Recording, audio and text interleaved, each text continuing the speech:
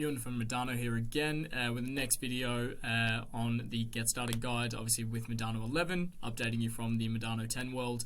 This video will be showing you how to choose the appropriate drivers and change drivers within your model and build out your forecasts after building on from integrating your model with your accounting package and getting in your historical data. So there's two previous videos. If you haven't seen them, go back and watch them before jumping into this world. Otherwise, let's continue where we left off. So the first thing is here, just for a bit of housekeeping, I'm going to put in our entity name now that we've imported our data from Twisted Serials. So I'm going to say this is my Twisted Serials as my entity. And then I'm also going to put in a model name here. So it's important to note that we only want to change what is in the square brackets here. So where it says insert model name, and within the quotation marks, I'm just going to name this my monthly planning model, for example. We want to keep all this additional infrastructure, as this will let us know when we have errors and alerts within the model. So do not just type in over the top, as you'll lose all of that functionality. So now you can see we've got Twisted Serials monthly planning model. Now let's do the fun stuff and build out our forecasts. So to get started, let's head to 3C on the table of contents, our revenues and expenses sheet. And then you'll see here, this is where we have all of our analysis for revenue, COGS, salaries and wages, etc. So straight away as we're looking, this is obviously a historical then forecast layout. We have our historical information being displayed here in AB to AD, and then we have our forecast numbers from column BA onwards. So obviously historicals through to March, and then forecasting from April 22 out into the end of the model, which is June 2024. So when we're looking here, immediately all information, all the categories that we pulled in from your accounting package default to a year-on-year growth rate mechanic. So you can see here, this is working out what is the derived historical year-on-year growth rate for the Jan, Feb and March months. So Jan 22 relative to Jan 21 obviously grew 5% year-on-year. So looking at that, this is a pretty consistent growth rate, so I'm going to use that as my forecast assumption, assuming that we will continue to grow at 5% year on year. That's how we use, say, a year-on-year growth mechanic. If I'm looking at just wrong sales and this isn't the right mechanic, I want to use a different forecast methodology, then what I can do is I can either right-click on this row of just wrong sales and hit change driver, or I can also hit the change driver tool in the toolbar at the top. So when I hit change driver, what this is going to do is show the different drivers I have available to me to forecast this line of revenue. So we have a few at the moment. We're going to be continuously adding more and more drivers for industry-specific things such as SaaS, startup, professional services, etc. They'll be kind of just popping up over time. But you also, if you have any specific drivers that you want to get in there, these can be customized and we can create additional drivers on demand. So please reach out via support at the top of the toolbar here if there's anything that you're looking for. Now in this case, I might want to use a unit prices and volumes driver. So if I select unit prices and volumes and hit change, what this is going to do is this is going to remove the year-on-year growth rates infrastructure that we have and instead give me unit prices and volumes assumptions, A times B, to drive my forecast numbers. So straight away here, unit prices and volumes, as we can see. Now with the historical components, what this has is an assumption historically. So I can actually feed in what my historical volumes were, historical sales volumes for just wrong sales, to derive and work out what my notional average selling price was. So for example, if I had sold 50,000 units previously across each of the months, then it looks as though I was working at a kind of an average selling price of around $13.50. So I might look at that information and say I'm going to assume that we're going to be selling at $14 per unit moving forward, and then I might say let's assume 50,000 units as well, and then I can simply either fill right to copy that assumption across, or I can also put a formula in my assumption cell and say what if we sold an extra 100 units increasing every month. So simply putting that formula in the assumption cell there, filling right, and now I've got my volumes increasing by 100 units every month.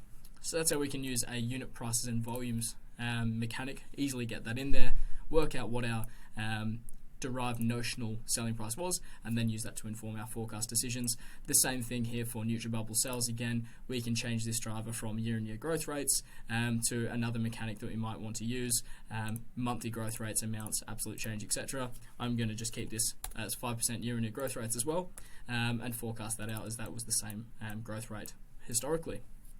So once we've built out our revenue forecast, it's obviously the same process for building out COGS, choosing the appropriate driver. Do you want to interrelate that to revenue? Simply hit change driver or right-click change driver there. Same process again. Then we get on to salaries and wages. Now, as I'm using Chart of Account 6, this has detailed salaries and wages in here.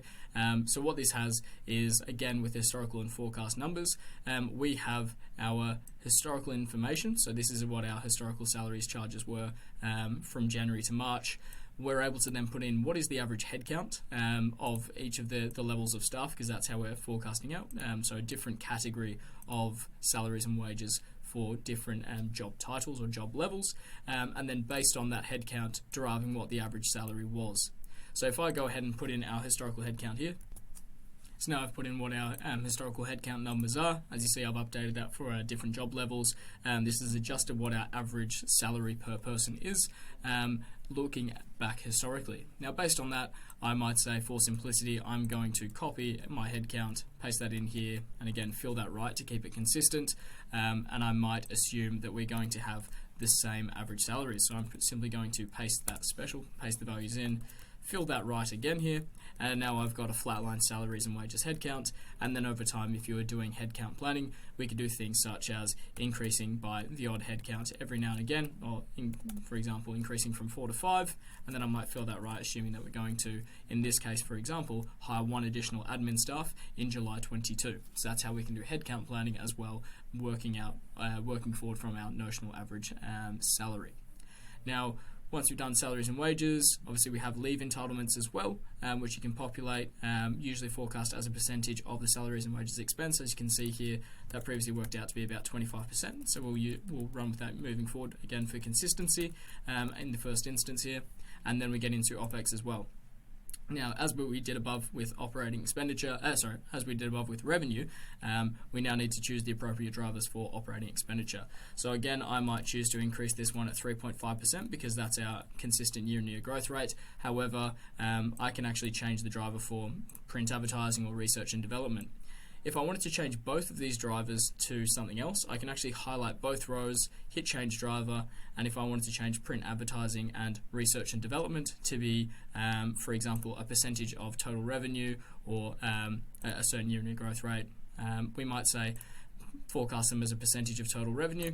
And if we hit change here, what this will do, this will actually cycle through and replace the driver for both print advertising and research and development in the same instance. So now that we're cycling through, this has updated print advertising and now it's updated research and development here. You can see we had slightly different numbers, so I might assume this is going to be 1.1% of total revenue, and this research and development might be 1.3% of total revenue each month. And again, same thing for television and media. I might assume that's going to increase a bit more. We're probably going to lean a bit heavier into that potentially. I'm going to assume that we're going to grow that at 4%. Now, what we also may want to do is forecast additional items. So you're not limited to just the items that we have pulling through from your accounting package. If there's an additional OPEX line that we want to forecast, what I can do is I can simply right-click and insert an additional category, or I can hit the Insert button here.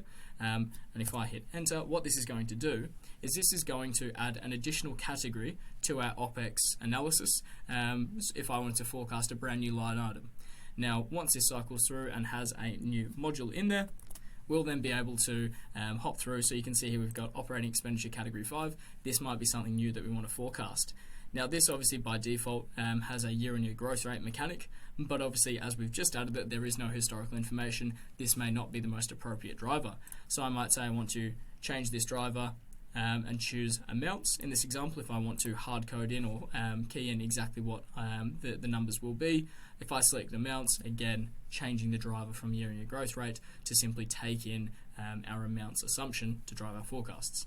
Now, if I want to label this up, this obviously, the way that Modano works is obviously from the back of the model, we pull in our historical information, that flows through into our forecasts, and then that ultimately flows through into our financial statements. So if I want to label up this operating expenditure category 5, I can simply click again back in A1, head to our historical income statement, and then you'll see here we have operating expenditure category 5 been added into our operating expenditure block here. So if I say new OPEX line, and we'll put this in caps so you can easily identify it, I've now labelled up my new OPEX line, and if I hop back over to my revenues and expenses, I'm now able to say, if I assume we're going to pay 225k per month on a new OPEX line, I can simply input 25 as my assumption, and then that is now going to be flowing through our forecast numbers here all the way into the financial statements.